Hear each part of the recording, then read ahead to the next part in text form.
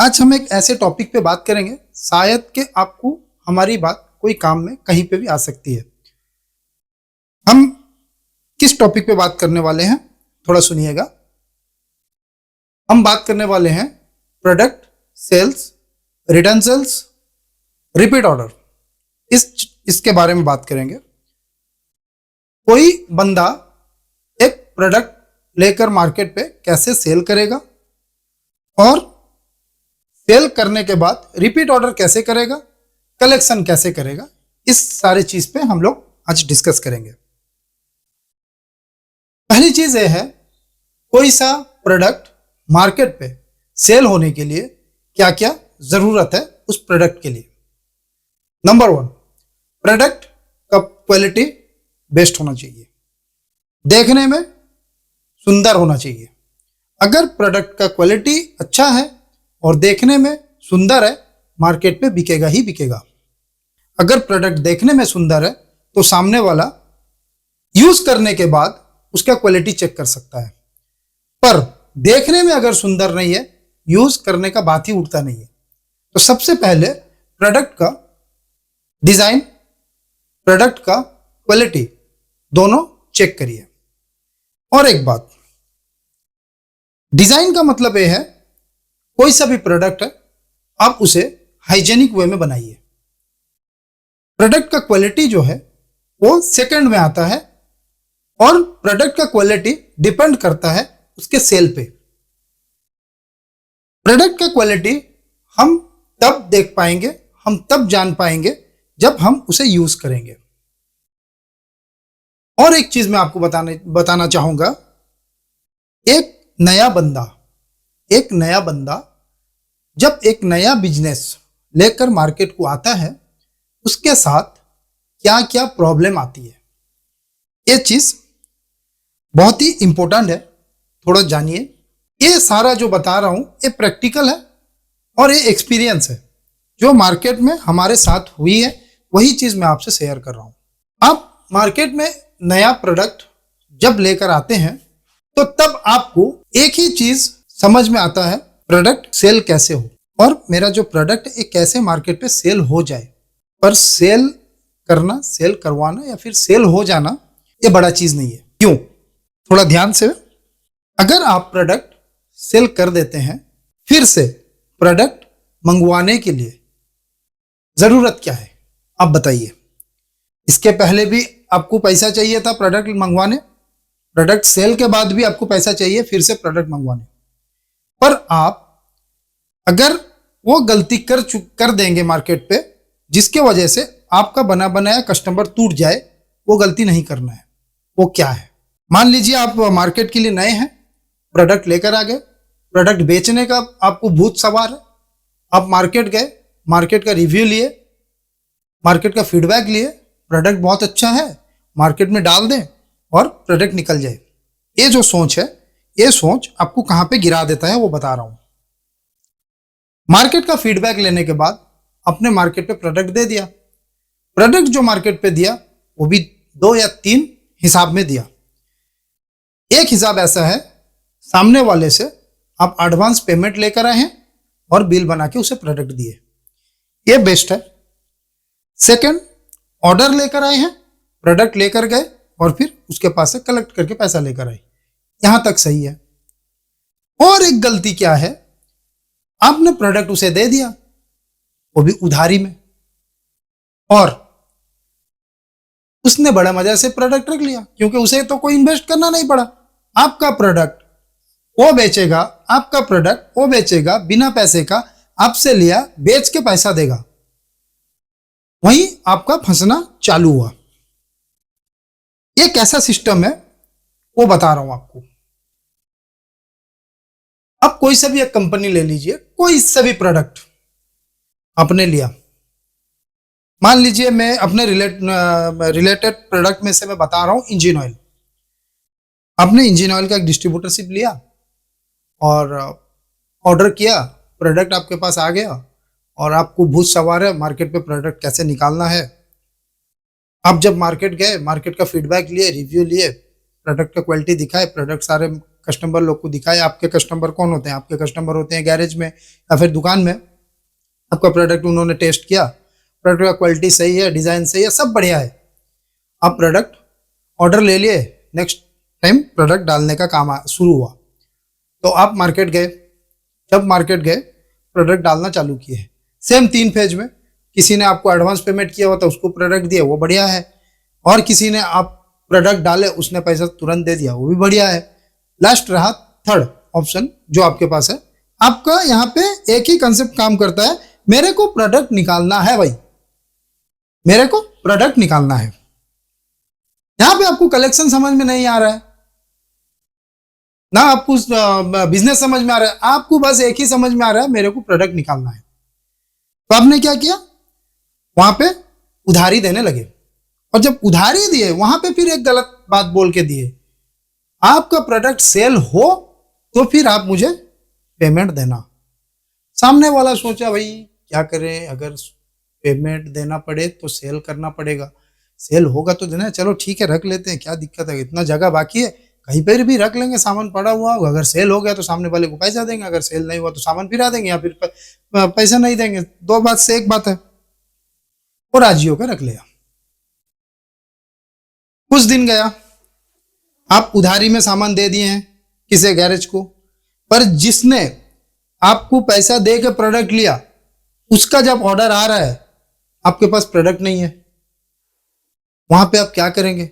आप तो उधारी में फंसा चुके हैं, आप उसको प्रोडक्ट नहीं दे पाए, वो टूट गया। जो एडवांस में पेमेंट देकर प्रोडक्ट लिया हुआ था, उसने कॉल किया भाई 2 बॉक्स प्रोडक्ट चाहिए, तो आप यहां पे उधारी पे डाल दिए हो, उसको देने के लिए प्रोडक्ट नहीं है। ये दूसरा प्रॉब्लम आपको आ गया। ये दोनों जो आपके पॉजिटिव और पोटेंशियल कस्टमर थे, एक कट गए, बाकी बचा मार्केट पे आपका उधारी कस्टमर। अब ये उधारी पे कितने टाइप के कस्टमर आते हैं वो सुनिए।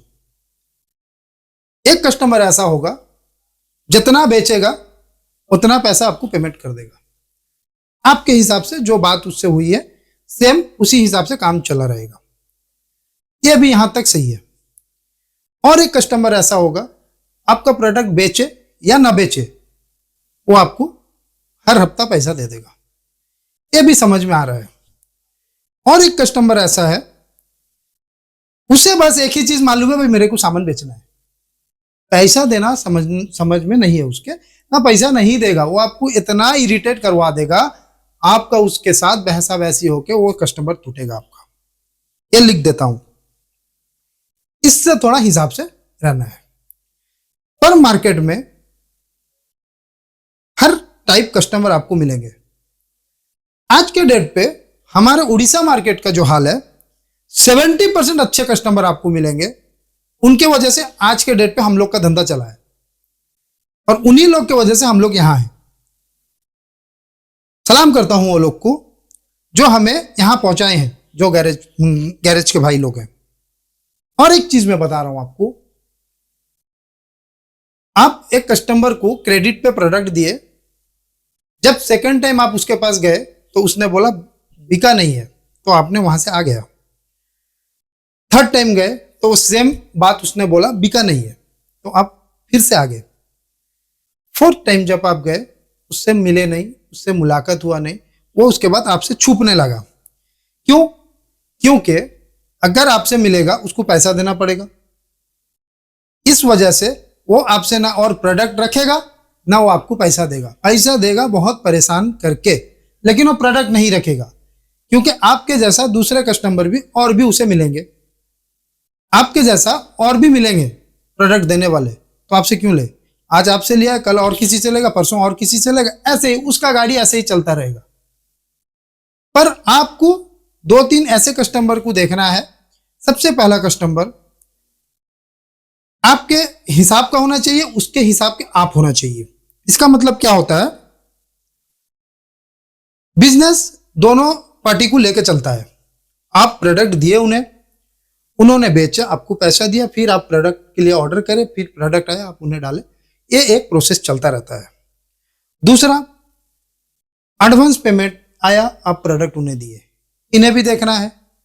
प्रोडक्ट उनके पास पहुंचा, तुरंत वो लोग पैसा दिए, उन्हें भी देखना है। ये तीनों को देखना है हर वक्त के लिए। और एक चीज मैं आपको बताऊंगा, जो भी नए बंदे आते हैं मार्केट में, उन्होंने एक कंप्लेन करते हैं कि मार्केट में हम लोग का पैसा डूब गया। पैसा डूबा नहीं है, आप लंबे टाइम के लिए रुके नहीं, इसलिए पैसा डूब गया। मैं आपको ये बात बता रहा हूं।